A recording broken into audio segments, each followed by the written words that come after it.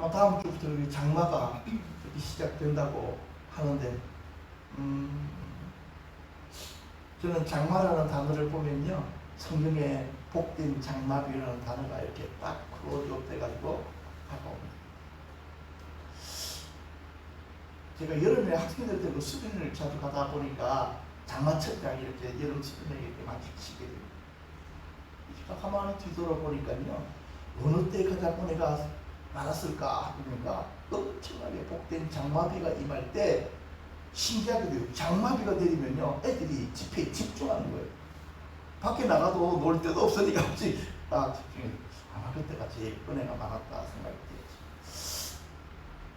들었죠. 저는 개인적인 욕심으로 하나님 이번 장마 때에 생명의 샘 교회가 영적인 축복을 받게 하소서. 그리고 우리가 드려지는 예배들마다 기름 부음이 조금씩 더 강해지고 있다고 저는 개인적으로 느껴요.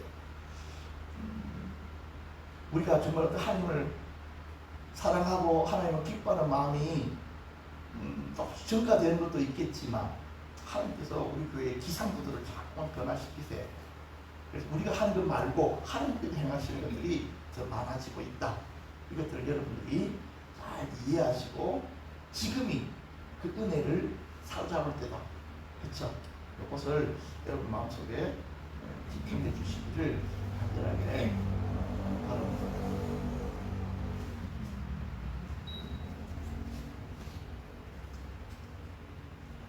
오늘 말씀은요, 신천지 비유풀입니다. 저번에 짝풀이 할 때 비유풀이를 좀 했는데 이거는 조금 더 깊이 좀 다루어야 될 부분들이 있겠다 생각을 해가지고요. 특히 마태복음 13장에 나오는 비유에 대해서 아마 이렇게 지금 제 강의는 이루어질 것입니다. 신천지에서는 비유를 어떻게 설명하고 있나, 그들식으로 그대로 제가 좀 보여드릴 것 같고요. 그 다음에 그들이 말하는 맹점이 뭐가 있느냐, 이렇게 설명을 드릴 거고요. 마지막에는요, 비유가 말씀하시는 진짜 뜻이 무엇인가, 이렇게 3단계로 나누어서 설명을 드리려고 합니다. 여러분들이 오늘 좀 이렇게 집중하시면요, 신천지 비유품이 이렇게 생겨먹는 것이구나, 이것들은 이런 식으로 개틀릴 수가 있구나 하는 것들을 좀 구체적으로 여러분들이 알아갈 수 있게 될 것입니다. 사실은 비유풀이는요, 모든 이단들이 다 쓰고 있습니다. 심지어는 우리 정통교단에서 하나님의 비유에 대한 말씀들을 설명할 때는 비유풀이라는 방식으로 그렇게 설교를 하기도 합니다. 그렇기 때문에 이단들이 우리를 쉽게 속일 수가 있는 거예요. 왜? 정통교회에서도 비유풀이 하고 있으니까. 그런데 그것이 뭐가 맹점이 있는지는 나중에 여러분들이 알 것입니다.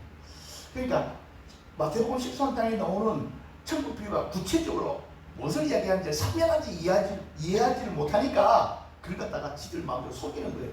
제일 처음에 좀 맞는 것을 보여주다가 틀어버리니까 사람들이 그것을 구별을 못하더라는 것입니다. 마태복음 13장 11절과 10을 다 함께 읽어볼까요? 시작! 대답하여 이르시되 천국의 비밀을 아는 것이 너희에게는 허락되었으나 그들에게는 아니 되었나니 무릇 있는 자는 받아 넉넉하게 되되 없는 자는 그 있는 것도 빼앗기리라. 비유를 아는 사람은 너희들입니다. 구원을 넉넉히 받고 비유를 모르면 그들입니다. 구원을 빼앗긴다. 이렇게 가르칩니다. 지금 제가 말하는 방식은요, 신천지에서 이야기하는 방식입니다. 목사님, 비유를 알면 구원을 받고 비유를 모르면 구원을 안 받는다니 그게 무슨 뜻입니까? 그 내가 하는 말이 아니고 걔들이 하는 이야기라고. 우리는 예수를 믿으면 구원을 받고, 그쵸? 예수를 믿지 않으면 구원을 못 받는다, 이렇게 하잖아요. 그쵸? 이렇게 틀리다는 것입니다. 마치 비유가 아주 특별한 것인 것처럼 그들은 이야기합니다.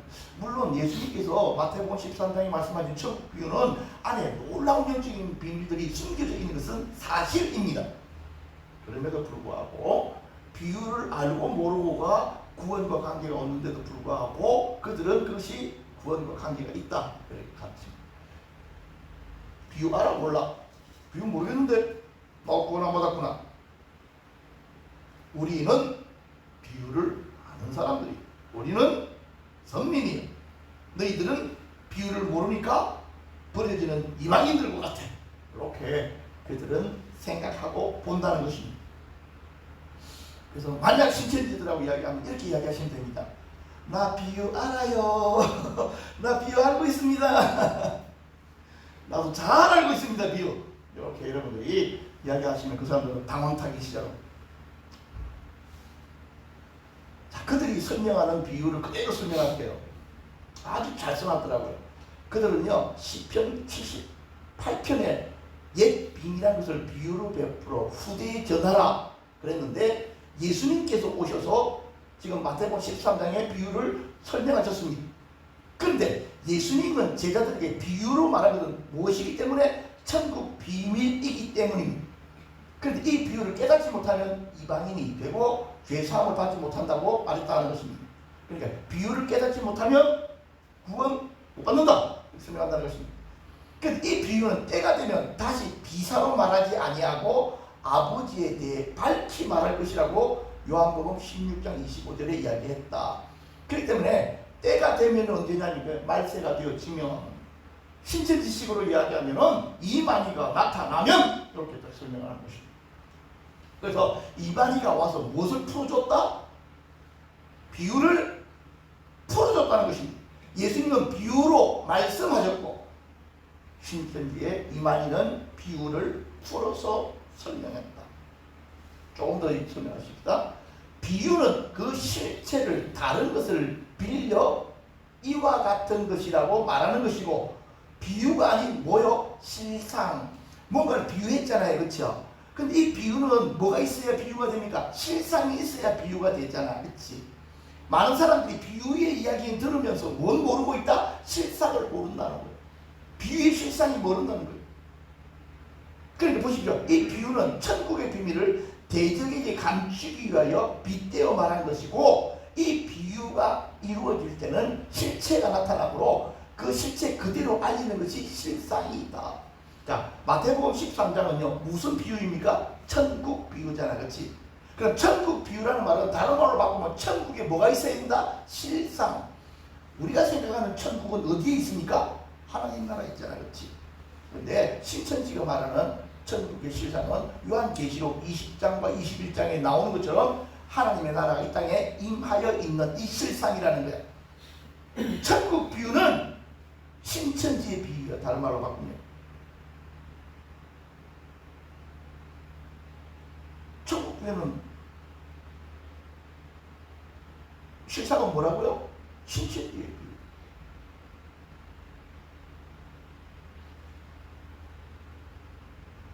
그래서 그들이 그 말을 하기 시작합니다. 신천지는 하나님의 나라가 이 땅에 임하여서 만들어진 하나님의 나라라는 거예요. 예수님이 비유로 말했던 그 천국이 이 땅에 왔다는 거예요. 실상으로. 뭘로? 신천지 집단으로 왔다는 거예요. 이걸 이해한 사람들은 지금까지 우리가 믿었던 거 다 헛것이네. 이거 다 버리고 어디로 들어가야 된다? 신천지에 가입해가지고 신천지 신도가 되어지는 것, 그것이 실상에 가입한다는 거예요. 이해되십니까? 아니 그들이 말하는 논리가 이해가 되느냐고 이렇게 생각하고 있어요. 그래서 신천지는 비유를, 천국 비유는 단순하게 천국에 대한 이야기를 하려고 하는 것이 아니고 이 땅에 있는 뭘 설명하기 위한 거라고? 신천지 집단을 설명하려고 하는 거예요. 신천지 집단 자체가 자기들은 이 땅에 임하여 있는 뭐라고 부른다고요? 천국이라고 부른다. 요게 이해가 되어져야지만이 그 사람들이 왜 자꾸만 비유에 목숨을 거는지를 알게 됩니다. 여러분들은 지금 제가 이렇게 이야기해도요, 여러분들은 막 감동을 안 받아요. 만약에 신천지 강사 정도 되면 내가 이야기하는 대로 하면 맞다고 고개 들면 된다. 맞다.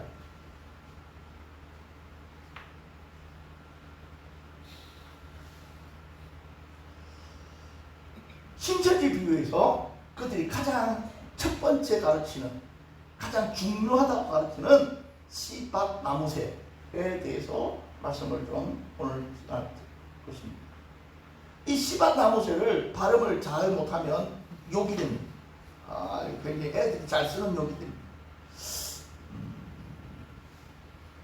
이 사람들이 만든 논 그대로 설명하는 그대로 제가 잠시만 설명을 좀 드릴게요. 근데요, 사람들이 이렇게 이야기하잖아. 이단 그것들 설명하는 거 내가 들어보면 알아 그러잖아. 근데 아무 지식 없이 얘들 강의 딱 들어봐봐. 흠을 찾을 데가 없어. 흠을 찾을 데가 없다니까. 막 들으면서 물어치다니까. 맞아. 지금 못 깨달았는데 신천지 애들 말 들어보니까 정말 깨달아지네. 뭐 그러더라고.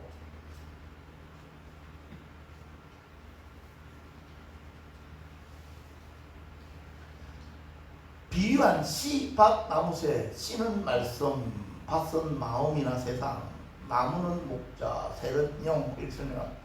비유의 답에 대한 설명, 천국 비밀, 비유한 씨, 하나님의 말씀이다. 마태복음 13장 24절에 보면요, 예수께서 그들 앞에 또 비유를 베풀어 가라사대 천국은 좋은 씨를 제밭에 뿌린 사람과 같다. 천국은 좋은 씨. 이 좋은 씨가 무엇일까? 누가복음 8장 11절에 보니까 씨는 하나님의 말씀이다. 이게 씨가 하나님의 말씀이 있구나. 맞죠, 그렇죠? 네, 이건 예수님께서 설명해 오신 거기 때문에 이건 틀리지 않습니다. 완벽하게 맞습니다. 그런데 문제는요, 얘들이 여기서 보십시오. 씨가 두 종류가 있다. 이렇게 설명합니다. 이렇게 이제 문제가 이제 바뀌는 거예요. 씨는요, 어떤 씨가 있다고요? 하나님의 씨가, 마귀의 씨가 있다. 이 두 가지 씨가 있다. 여기에 요한 1서를 갖다가 딱 갖다 대가지고 하나님의 씨와 마귀의 씨, 하나님께로 난 자와 마귀에게서 난 자, 이 두 사람을 딱 가릅니다.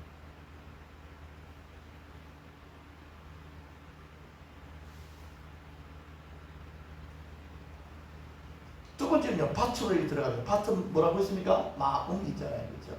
좋은 땅에 있는 것은 착하고 좋은 마음으로 그렇게 되면 좋은 땅이 바로 좋은 마음이다. 그렇죠? 이건 정확하게 해석이 되는 것이죠.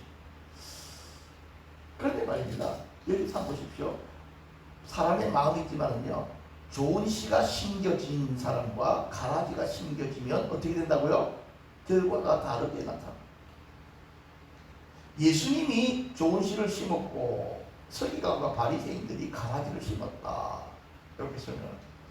그래서 그들은요, 결국에 뭐라고까지 설명하느냐니까, 예수의 영이 임한 신천지 이만희가 전하는 말은 좋은 씨, 그 다음에 장로교처럼 율법주의에 가득한 곳에 있는 목사들, 서기관과 바리새인 같은 목사들이 전하는 말이 가라지, 이렇게 설명합니다. 그래서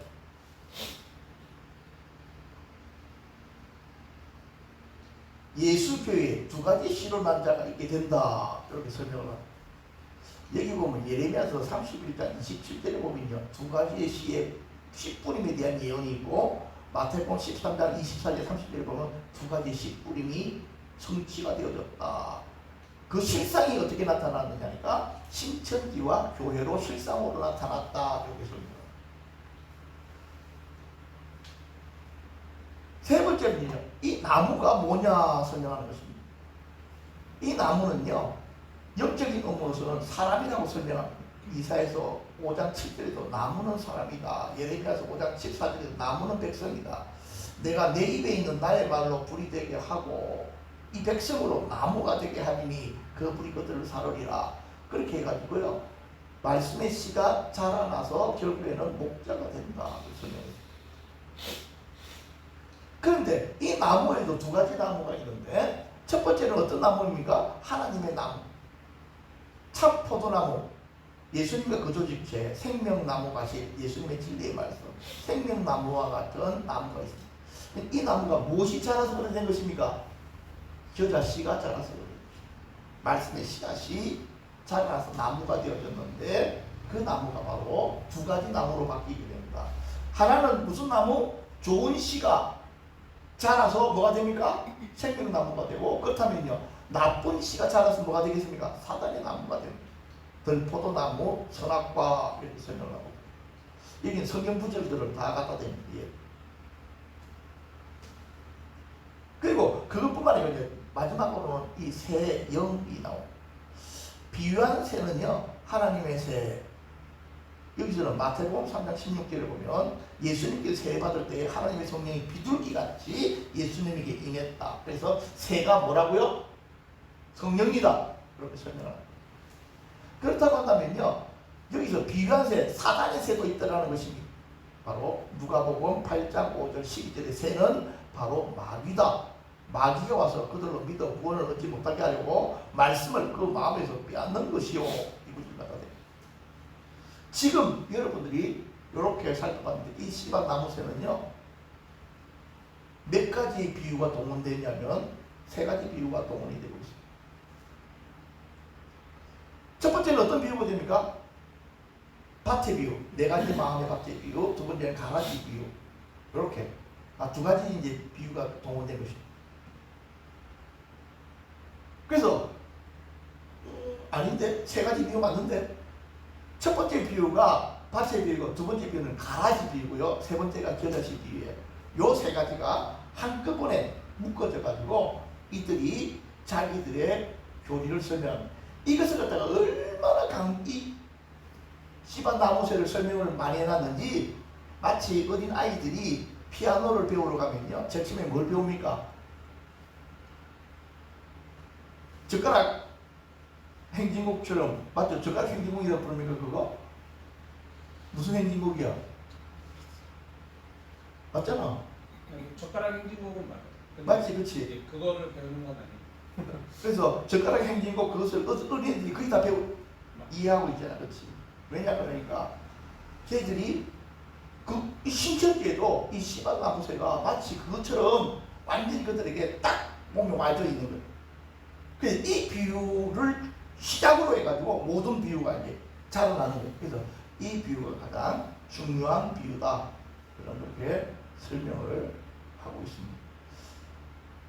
그래서 이들은요,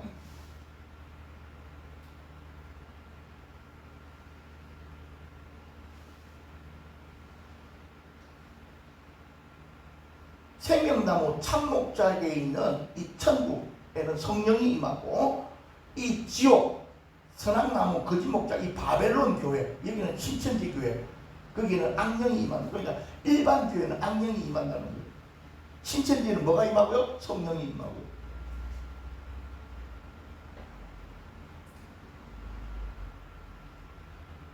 지금까지 제가 이렇게 설명을 쭉 끌어봤을 때 여러분들이 몸에 신천지 인이 안 박혀 있으니까 여러분들이 내게 그런 반응, 아멘, 아멘이라는 반응이 안 나오는 거예요. 그러니까 신천지 교인들은 제가 말하는 대로 설명을 하면요, 그들은 눈빛들이 딱딱딱 반응을 합니다. 지금 이 씨앗 나무새의 핵심은요, 바로 그것입니다. 신천지는 천국이고 성령님이 임하는 곳이다. 거기는 참목자가 있다.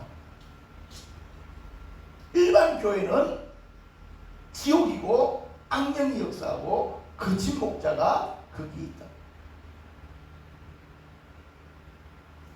지금 그걸 설명한 거예요, 사실은.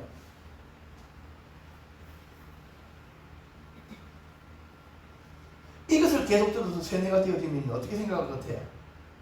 일반 교회 못합니다. 그래서 신천지에 있던 아이들이 이만희 때문에, 이만희가 죽고 나면 신천지 교회가 깨트려져도 일반 교회로는 안 온다 하는 것들을 여러분들이 아시기를 바랍니다. 그들 안에 있는 뭘 깨트려버려야 된다? 세뇌의 공식을 깨버려야 된다. 그래서 심지어는 이단 전문가들이 이 비유의 맛을 들인 사람들을 갖다가 뭐라고 말하냐니까, 아이고 저거 독 먹었네, 독. 비유풀이 그 독인데 그거 먹어서 지금 빠져있기 때문에 저거 깨트려야 됩니다. 이렇게 설명한다고. 자, 여러분 지금 이렇게 설명 쭉 해온 데 있어서 뭐가 문제라고 느껴지십니까? 이들의 논리대로 이야기 쭉 해 들어가서 여기까지 왔는데 뭐라고 그들에게 있는 문제점들을 집어낼 수가 있겠습니까? 틀렸다라고만 말하기에는요, 아닌 것 같은데 허점이 없다는 것을 여러분들이 발견하게 될 것입니다. 맞죠? 그렇죠? 예. 저거 문제가 있을 것 같은데 뭐 확실하게 구체적으로 짚을 것이 없네, 그런 생각이 들 것입니다.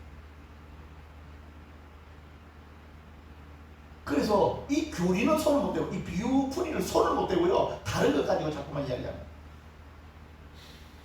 그렇죠? 신천지가 잘못됐다 그러더라.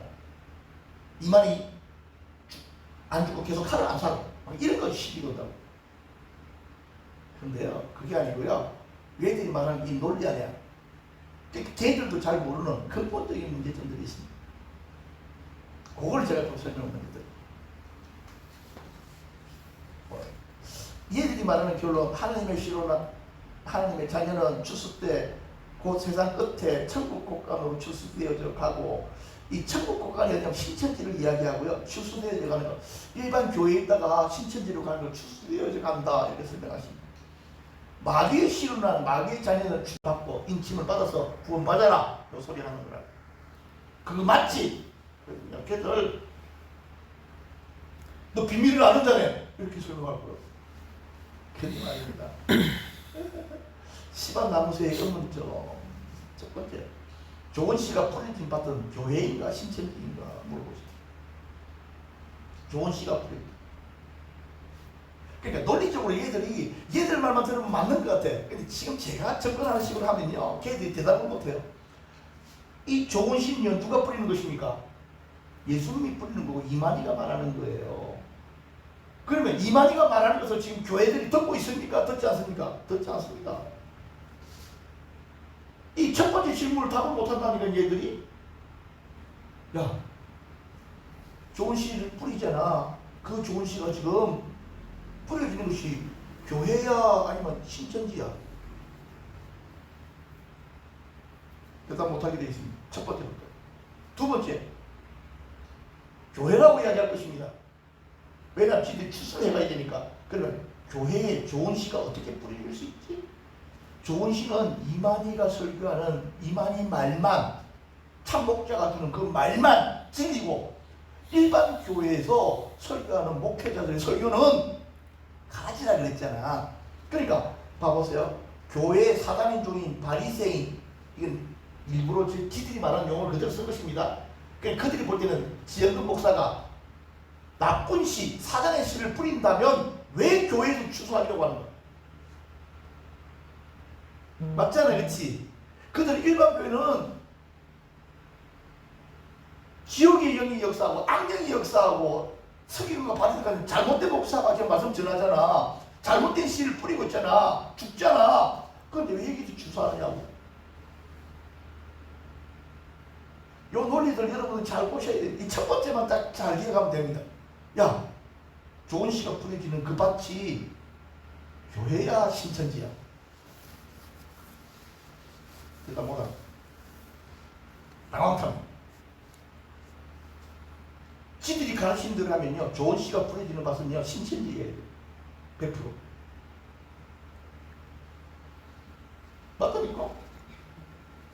교회에 좋은 씨를 뿌려줄 수가 없어. 교회는 가라지만 뿌려줘야 되고 사단의 가르침만 나와요. 네 번째로 넘어가면요, 색천지는 신천지에서 추수한다고 하는데 이들이 진짜 추수꾼이 아닌가? 그쵸? 색천지는 누구냐니까 신천지에 나와서 다시금 만든 애들이에요. 그게 색천지야. 근데 얘들은 목표가 뭐냐면 우리는 신천지에서 추수한다. 이렇게 그냥 프레카드를 붙여놨어. 인터넷 가보면 색천지 쳐보면 걔들 아주 재미있어. 다섯 번째는 조금 다른 이야기입니다. 성령의 이야기입니다. 신천지의 이만희가 보혜사 성령이라면 왜 각 사람에게 은사를 주지 못합니까? 성령님 은사 주시잖아. 그렇죠? 성령 은사잖아. 이만희로부터 성령 은사 받은 사람이 좀 나올 걸로. 여러분, 신천지에는요 은사가 하나도 없습니다. 은사를 인정을 안 합니다. 안 할 수밖에 없는 게 이만희 자체가 없습니다. 이만희 기도받고 병나선 사람도 없고 이만희가 예언해서 맞춘 것도 없고 그렇습니다. 마지막으로는요, 천국에 대한 설명입니다. 계시록의 시온산의 실상인 신천지에 왜 병들고 죽는 자들이 나타나는가? 천국 비유는 무슨 비유라고 그랬습니까? 신천지 비유라고 했잖아. 내가 신천지는 천국이야. 이 땅에 임하여 있는 천국이야. 그러니까 그들은 요한계시록 20장과 21장, 22장이 어디서 성취됐냐면 신천지 집단 안에서 성취가 됐대. 앞으로가 될 것이 아니고 되었어.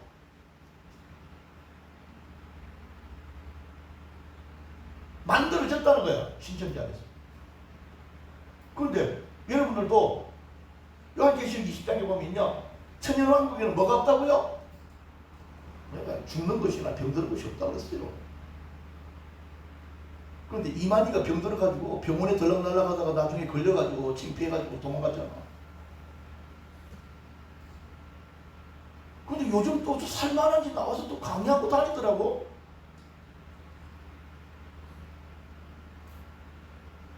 자, 이제 말씀을 좀 이렇게 마지막 결론을 좀 내려가는데요. 뭐 비유의 참된 의미를 알아야 돼요. 걔들 잘못된 걸 막 공격한다고 해가지고 잘 되는 게 아니고 정말 마태복음 13장에 나오는 비유의 진짜 의미들을 우리들이 정확하게 이해를 하고 있어요.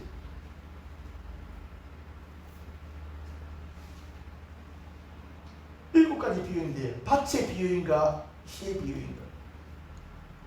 사모님, 첫 번째 비유가 밭의 비유입니까? 시의 비유입니까? 아닙니다. 시의 비유. 우리 사모님이 딱 맞췄어야 됩니다.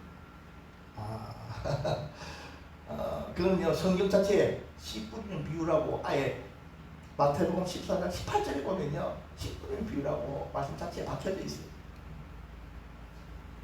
자, 마음밭보다 더 중요한 게 뭔지 아십니까? 씨 말씀입니다. 두 번째, 우리가 네 가지 마음밭이 있죠. 길가, 그 다음에는 자갈밭, 가시떨기, 좋은 밭이 있잖아요. 그렇죠? 좋은 밭은 태어날 때부터 좋은 밭이 있을까요? 없을까요? 없습니다. 그러면요, 뭐를 많이 해야 좋은 밭이 됩니까? 기경. 기경이 어떤 의미인지 압니까? 마음을 뒤집어 파는 것, 회개하는 것, 고백하는 것. 내 안에 있는 죄성을 고백하고 내 안에 있는 가시를 고백하고 내 안에 완악함들을 고백해서 계속해서 하나님 앞에 내 자신을 갖다가 이렇게 걸러갈 때에 우리의 마음밭이 된다고요? 좋은 밭으로 변화되어져 간다. 오케이? 이해되시죠? 그렇죠? 근데요, 이스라엘의 농사법을 이해하면 이 말이 무슨 말인지 알아? 우리는 좋은 밭을 만들어 놓고 씨를 뿌리잖아. 이스라엘은 반대야. 씨 뿌리놓고 갈아엎어버려. 그러니까 씨가 떨어지는 곳이 뭐가 된다? 밭이 된다. 그래서 계속해서 말씀을 받고 뭘 하면, 마음을 기경하면 서서히 뭘로 바뀌기 시작한다? 좋은 밭으로. 이게 딱 맞는 원리가 하나님 말씀을 받기 시작하고 회개하고 받고 회개하고 받고 회개하고 하다 보면 그때부터 뭐가 일어난다? 내 마음의 밭이 기경되어져서 좋은 밭으로 변화되어지는 거야. 뭐 때문에 하나님께 그 일들을 행하신다? 말씀, 주신 말씀 때문에. 오케이, 맞습니까 여러분? 맞습니다. 좋은 밭으로 타고나는 것이 아니고요, 기경되는 것입니다. 자, 그런데 두 번째 가라지 비유가 사단의 방해가 있다는 것입니다. 좋은 마음에 하나님의 좋은 말씀이 심겨졌습니다. 그렇죠? 자, 근데 여기서 천국 비유라는 말을 좀 설명을 드려야 되는데, 하나님의 나라를 경험하는 원리가 천국 비유예요. 뭐라고요? 하나님의 나라를 경험하는 비유가 천국 비유야. 하나님의 나라는 무엇으로 시작된다? 우리 마음에 임하는 말씀으로 천국이 시작된다. 그런데 이 말씀을 방해하려는 누구의 역사가 있다? 사단의 역사가 있다. 그것이 뭐라고요? 가라지다. 우리에게 하나님 말씀이 심겨지면 가라지가 우리 심령 속에 가라지를 심습니다. 이 가라지 특성이 뭔지 아십니까? 의심.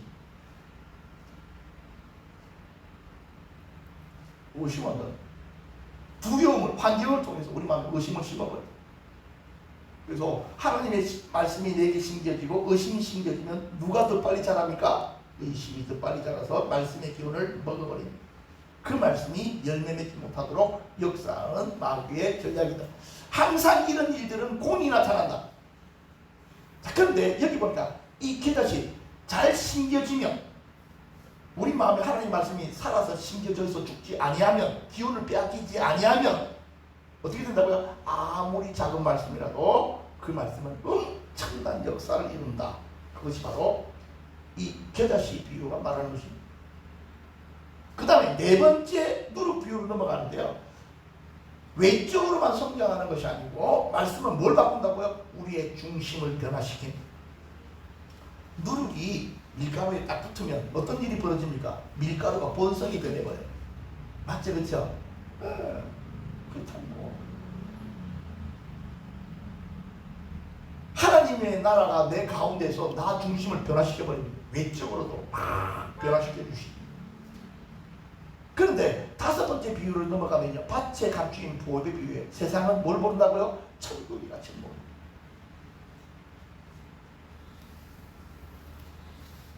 우리 안에 뭘 가지고 있습니까? 천국을 가지고 있거든요. 그런데 세상은 알아주지 않아요. 그런데 문제는요, 우리가 잘못 지나다 보면 세상적인 가치관을 가지면 지금 내 안에 이루어져 있는, 내 안에서 자라가고 있는 하나님 나라에 대한 가치감을 잃어버립니다. 그러면 뭐가 사라지느냐? 감사가 사라져요. 그냥 감사. 자꾸 불평, 불만을 말하기 시작하는. 그거 하지 말라는 거예요. 여섯 번째, 진주 비유가 나오는데요. 대가를 지불하고 진주를 사야 되는 거예요. 천국을 내 것으로 완전히 삼기 위해 가지고 뭐 한다고요? 내가 가진 가장 귀한 모든 것을 투자하는 거예요. 인생. 마지막이 그물 비유인데요. 말씀에 사로잡히면 어떻게 된다고요? 천국을 기억나요. 말씀의 그물에 고기가 싹 잡히면 어떻게 되어집니까? 끌어올려져 가지고 배 위에 올라가잖아. 물고기가 지가 막 열심히 해가지고 배 위에 올라가는 게 아니고 말씀의 그물에 사로잡히면 어부가 알아서 끌어올리잖아. 그래서 예수님께서 베드로에게 뭐라고 합니까? 그래, 내가 너를 살아남는 어부가 되게 할 것이다.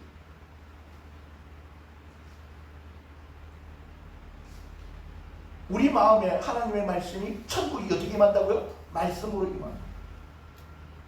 이 말씀이 우리 안에 계속해서 살아서 역사하기 시작합니다. 나중에 이 말씀이 나를 사로잡습니다. 그러면 뭘 경험한다고요? 천국을 경험하게. 이것이 마태복음 13장에서 예수님께서 설명하시려고 했던 비유의, 천국 비유의 핵심입니다. 너희들은 하나님의 나라를 경험하게 될 것이다. 하나님이 나라가 뭘로 임하기 때문에?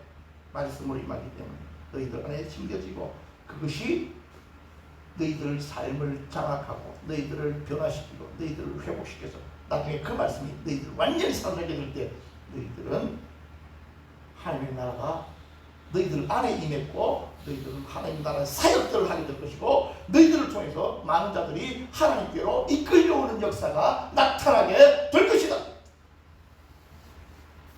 요 이야기 하신 거예요. 여러분 들어보시니까 맞는 것 같죠? 그렇죠? 맞습니다. 맞습니다.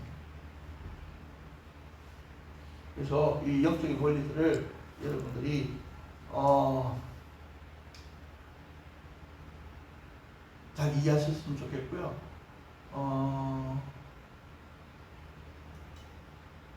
지금 우리 교회에 하나님께서 어떤 뭐라 그럴까 영적인 어떤 몸부림들을 칠 수 있는 은혜를 자꾸만 이거 풀어주세요.